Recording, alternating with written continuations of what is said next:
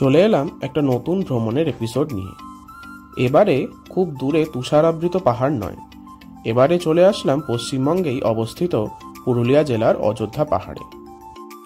পুরুলিয়া যাওয়ার কথা অনেকবারই ভেবেছি, কিন্তু কোন সময় গেলে পুরুলিয়ার সৌন্দর্যটা খুব ভালো করে উপভোগ করা যাবে সেটা ভেবে পাচ্ছিলাম না। তাই এবারে অনেকের মুখে শুনেছিলাম যে বসন্তকালে পুরুলিয়ার রূপ নাকি আলাদাই থাকে। তাই বসন্তকালে পুরুলিয়ার সেই পলাশ ঘেরা রূপ উপভোগ করতে চলে আসলাম পুরুলিয়াতে। পুরুলিয়া কিভাবে আসবেন আর পুরুলিয়া এসে কোথায় কোথায় ঘুরবেন পুরোটা জানতে এই ভিডিওটা কিন্তু প্রথম থেকে শেষ অবধি অবশ্যই দেখবেন। বাস বা ট্রেন উভয়ভাবেই কলকাতা থেকে পুরুলিয়া যাওয়া যায়, তবে পুরুলিয়া যাওয়ার বেস্ট অপশন কিন্তু ট্রেন। হাওড়া স্টেশন থেকে অনেক ট্রেনই পুরুলিয়ার ওপর দিয়ে যায়, কিন্তু টাইমিংয়ের দিক থেকে সবচেয়ে ভালো যে ট্রেনটা সেটা হলো রাত্রি 12টা 5 ছাড়ে হাওড়া চক্রধরপুর এক্সপ্রেস। আমরা ওই ট্রেনটা ধরেই পুরুলিয়া গিয়েছিলাম। এছাড়াও সাঁতরাগাছি স্টেশন থেকে সকাল 6:30টায় ছাড়ে রূপসী বাংলা এক্সপ্রেস, এটাও পুরুলিয়া যাওয়ার আরেকটা ভালো ট্রেন। তবে আমি বলবো রাত্রের ট্রেনটাই যাওয়া বেটার, কারণ সারা রাতটা ট্রেনে কাটিয়ে সকাল সকাল আপনারা পুরুলিয়া পৌঁছে যাবেন আর গিয়ে ওই দিনটা আপনারা সাইট সিইংয়ের জন্য অতিবাহিত করতে পারেন। এই 18011 আপ হাওড়া চক্রধরপুর এক্সপ্রেস হাওড়া স্টেশনের পর বাউরিয়া, ফুলেশ্বর এবং উলুবেড়িয়া, তারপর বাগনান স্টেশনে দাঁড়ায়। তো আপনারা নিজের নিকটবর্তী স্টেশন থেকে এই ট্রেনটা ধরতে পারেন। আমাদের নিকটবর্তী স্টেশন ছিল উলুবেড়িয়া, তাই আমরা উলুবেড়িয়া থেকেই ট্রেনটা ধরেছিলাম। প্রথমে লোকাল ট্রেন ধরে চলে এলাম উলুবেড়িয়া স্টেশন, আর সেখানে আমরা অপেক্ষা করছিলাম ট্রেনের জন্য। উলুবেড়িয়ায় ট্রেনটা আসার টাইম ছিল 12টা 50, কিন্তু শেষ লোকাল ট্রেনও চলে গেল, কিন্তু আমাদের ট্রেন তখনও এসে পৌঁছালো না। যাই হোক, ট্রেনটা আস্তে আস্তে ট্রেনটার ভাড়া সম্বন্ধে আপনাদের একটু জানিয়ে রাখি। এই ট্রেনটায় স্লিপার এবং থার্ড এসি এবং সেকেন্ড এসি 3 রকমের কোচই অ্যাভেলেবেল রয়েছে। আমরা স্লিপার ক্লাস কোচেরই টিকিট কেটেছিলাম, আর স্লিপার ক্লাস কোচে হাওড়া থেকে পুরুলিয়া পর্যন্ত ভাড়া পড়েছিল 220 টাকা করে। সাউথ ইস্টার্ন রেলওয়ে তার ধারাবাহিকতা বজায় রেখে প্রায় 1 ঘন্টা দেরিতে ট্রেনটা এসে ঢুকলো উলুবেড়িয়া স্টেশনে। রাত্রি নির্জন স্টেশনে একাকী থাকতে বেশ ভয়ই লাগছিল। যাই হোক, নির্দিষ্ট জায়গায় আমাদের কামরাটা খুঁজে আমরা ট্রেনে উঠে পড়লাম। এই ট্রেনটা সম্বন্ধে আরেকটা ইনফরমেশন আপনাদের দিয়ে রাখি, এই ট্রেনটা কিন্তু দুটো ট্রেন একসাথে চলে, অর্থাৎ সামনের দিকটা হলো হাওড়া চক্রধরপুর এক্সপ্রেস এবং ট্রেনটার পিছনের দিকটা হলো Howrah Bokaro still city express. তো আপনারা এটা দেখে ঘাবড়ে যাবেন না, কারণ ট্রেনটা এইভাবেই যায় আদ্রা স্টেশন পর্যন্ত। সকালবেলা আদ্রা স্টেশন থেকে ট্রেনটি আলাদা হয়ে যায়। এই জায়গাটা থেকে ট্রেনটার একটা দিক চলে যাবে চক্রধরপুরে এবং বাকি অংশটা চলে যাবে বোকারো স্টিল সিটিতে। নির্দিষ্ট সময় থেকে প্রায় 1 ঘন্টা 30 মিনিট দেরিতে, অর্থাৎ সকাল 8টায় আমরা পৌঁছলাম পুরুলিয়া স্টেশনে। কিন্তু পুরুলিয়া আমরা নামলাম না, কারণ আমাদের যিনি ড্রাইভার দাদা ছিলেন তিনি বলেছিলেন যে পুরুলিয়ার 3টে স্টেশন পরে, অর্থাৎ বরাভূম স্টেশনে নামলে আমাদের নির্দিষ্ট হোটেলে যেতে একটু সুবিধা হবে। কিন্তু পুরুলিয়া থেকে সেই অযোধ্যা পাহাড়ের ডিস্টেন্সটা কিন্তু অনেকটা বেশি, তাই আমরা পুরুলিয়ায় টিটি কাছ থেকে টিকিটটা এক্সটেন্ড করিয়ে নিলাম বরাভূম পর্যন্ত, যেটার জন্য আমাদের 30 টাকা করে এক্সট্রা দিতে হয়েছিল। তাই পুরুলিয়াকে বিদায় জানিয়ে আমরা গ্রাম্য প্রকৃতি উপভোগ করতে করতে চললাম বরাভূমের পথে। পুরুলিয়া স্টেশন পেরোনোর পর এক অদ্ভুত প্রকৃতি যেন আমাদের স্বাগত জানালো। চারিদিকে তখন পলাশের ছোঁয়া, চারিদিক যেন লাল হয়ে উঠেছে রাঙা পলাশের শোভাতে।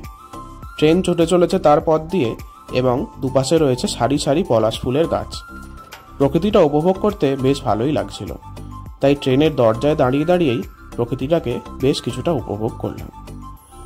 তো আপনারা যখন এই ট্রেনটা করে আসবেন তখন কিন্তু টিকিটটা বরাভূম পর্যন্তই কাটবেন, কারণ বরাভূম থেকে অযোধ্যা পাহাড়ের ডিস্টেন্স খুবই কম, যেটা পুরুলিয়া স্টেশন থেকে অনেকটাই বেশি। বরাভূম পর্যন্ত ট্রেনে চলে আসলে আপনাদের গাড়ির জার্নিটাও কম করতে হবে আর গাড়ির ভাড়াটাও একটু কম পড়বে। তাই যখনই আসবেন তখনই টিকিটটা বরাভূম পর্যন্তই কাটবেন। আর আগে যে ট্রেনটার কথা বলেছিলাম রূপসী বাংলা এক্সপ্রেস, সেই ট্রেনটা কিন্তু বরাভূম পর্যন্ত আসে না, সেটা পুরুলিয়াতেই শেষ। তো বরাভূম যদি আসতে চান তখন কিন্তু আপনাদের এই হাওড়া চক্রধরপুর এক্সপ্রেসেই আসতে হবে। নির্দিষ্ট সময়ে অর্থাৎ সকাল 9টায় আমরা পৌঁছে গেলাম বরাভূম স্টেশনে। সেখানেই আমাদের জন্য অপেক্ষা করছিল আমাদের আগে থেকে বুক করা গাড়ি। তো সেই গাড়িতে করেই আমরা চললাম হোটেলের পথে। হোটেলে যাওয়ার রাস্তাতেই দুটো সাইট সিইং পড়বে, তো সেগুলো আমরা আগে দেখে নেব, তারপর যাব হোটেলের পথে। পুরুলিয়ার রাস্তাঘাট কিন্তু ভীষণই সুন্দর, তাই আপনাদের যে গাড়ি থাকুক না কেন জার্নিতে কিন্তু খুব একটা কষ্ট হবে না। গ্রাম্য প্রকৃতি এবং পাহাড় উপভোগ করতে করতে আমরা চললাম আমাদের প্রথম ডেস্টিনেশনের দিকে। রাস্তার দুপাশে সারি সারি গাছ আর মাঝখান দিয়ে চলেছে খুব সুন্দর একটা রাস্তা। এই রকম প্রকৃতিকে উপভোগ করার জন্যই তো পুরুলিয়ায় আসা।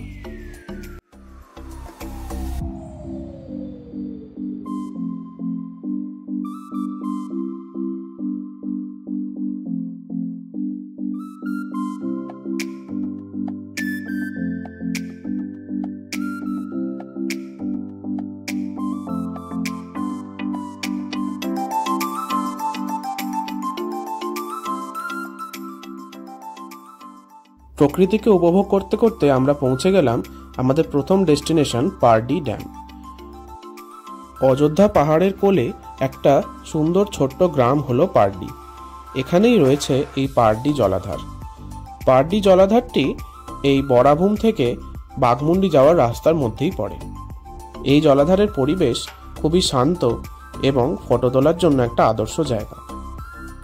এই জলাধারের পাশেও দেখলাম একটা রিসর্ট রয়েছে, তো আপনারা চাইলে ওখানেও নাইট স্টে করতে পারেন। এখানে কিছুটা সময় কাটিয়ে আমরা আবার সেই জঙ্গল ঘেরা পথ দিয়ে চললাম পরবর্তী ডেস্টিনেশনের দিকে। এখানে কিন্তু আপনাদের বলে রাখি নেটওয়ার্ক কাজ করবে না, তাই গুগল ম্যাপের ভরসায় কিন্তু এখানে থাকবেন না। যদি সাধারণ মানুষকে দেখতে পান তাদেরকে জিজ্ঞাসা করে নেবেন। চলে এলাম আমাদের পরবর্তী ডেস্টিনেশন পাখি পাহাড়। না, প্রচুর পাখি আছে বলে এই পাহাড়কে পাখি পাহাড় বলা হয় না। এই পাহাড়ের গায়েতে খুব সুন্দর সুন্দর পাখির চিত্র ফুটিয়ে তোলা হয়েছে, তাই এই পাহাড়টির নাম হলো পাখি পাহাড়। এই জঙ্গলের মধ্যে দিয়ে হেঁটে হেঁটে আপনারা পাহাড়ের পাদদেশে যেতে পারেন। যদিও আমরা আর ওখানে যেতে পারিনি, কারণ আমাদের সেই কাল রাত্রি থেকে জার্নি চলছে আর প্রচণ্ড খিদে পেয়ে যাওয়ায় আমরা চলে এসেছিলাম হোটেলে।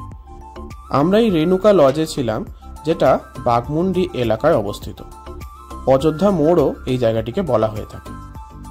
আমাদের পুরো ট্যুরটার হোটেল এবং গাড়ি দুটোই অ্যারেঞ্জ করে দিয়েছিলেন সুমনবাবু। এই হোটেলটা ওনারই। ওনার ফোন নাম্বার আমি ডেসক্রিপশন বক্সে দিয়ে দেবো, তো আপনারা চাইলে কন্ট্যাক্ট করে নিতে পারেন। হোটেলের রুমগুলো কিন্তু খুবই ভালো ছিল আর এসির ব্যবস্থাও ছিল। হোটেলে গিয়ে একটু ফ্রেশ হয়ে আমরা লাঞ্চ করে বিকেলবেলা চললাম একটা খুবই সুন্দর জায়গার উদ্দেশ্যে। পুরুলিয়ায় ভ্রমণের একটা খুবই আদর্শ জায়গা হলো এই খয়রাবেড়া ড্যাম। খয়রাবেড়া ড্যামে মানুষজন কিন্তু বিকালবেলায় আসেন, কারণ এখানে সূর্যাস্তের শোভাটা উপভোগ করা একটা আদর্শ জায়গা।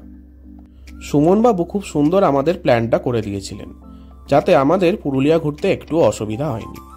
প্রথম দিন আমরা এই সমস্ত জায়গাগুলো ঘুরে নিয়েছিলাম, তাই দ্বিতীয় দিন আমাদের চাপটা একটু কম পড়েছিল, কারণ দ্বিতীয় দিন অনেকটা জায়গা আপনাদের ঘুরতে হবে। অযোধ্যা সার্কিটটা প্রায় পুরোটাই কমপ্লিট হবে সেকেন্ড ডেতে, তাই ফার্স্ট দিনে যতটুকু পসিবল আমরা করে রেখেছিলাম, আর দ্বিতীয় দিন তাই নিশ্চিন্তে আমরা অযোধ্যা পাহাড়ের ওপরের জায়গাগুলোতে ঘুরতে পেরেছিলাম। ড্যামের সৌন্দর্য উপভোগ করতে করতে ড্যামের যে ব্রিজটা রয়েছে, ব্রিজ পেরিয়ে পাহাড়ের ওপরে ওঠার একটা রাস্তা রয়েছে। সেখানে গেলেই আপনারা পৌঁছে যেতে পারবেন একটা ওয়াচ টাওয়ারে।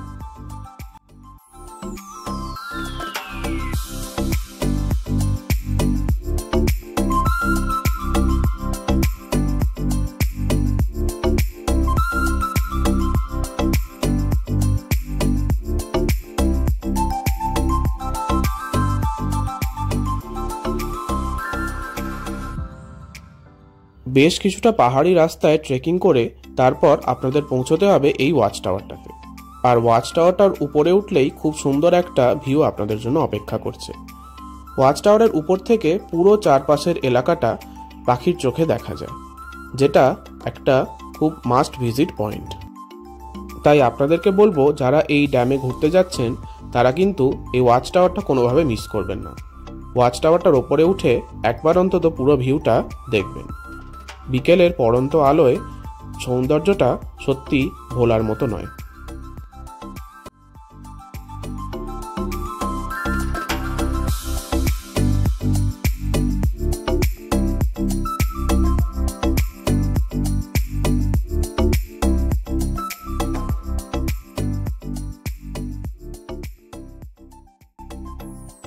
এই ড্যামের পাশেই খুব সুন্দর একটা রিসর্ট রয়েছে, তো আপনারা চাইলে এখানে লাঞ্চ বা স্ন্যাক্স গ্রহণ করতে পারেন। অথবা এখানে থাকার জায়গাও রয়েছে। এই ড্যামের চারপাশে অনেক দোকানও রয়েছে, যেখান থেকে আপনারা আপনাদের প্রয়োজনীয় কিছু জিনিসপত্র সংগ্রহ করতে পারেন। এখানে প্রায় 1 থেকে 1.5 ঘন্টা সময় আপনাদের অনায়াসেই কেটে যাবে। আর আজকে বিকালে যেহেতু আর কোথাও ঘোরার নেই, তাই এখানে আপনারা চাইলে বেশ কিছুটা সময় উপভোগ করে নিতেই পারেন। তারপর ফেরার পথে আমরা গেলাম মুখোশ গ্রাম অর্থাৎ চরিদাতে।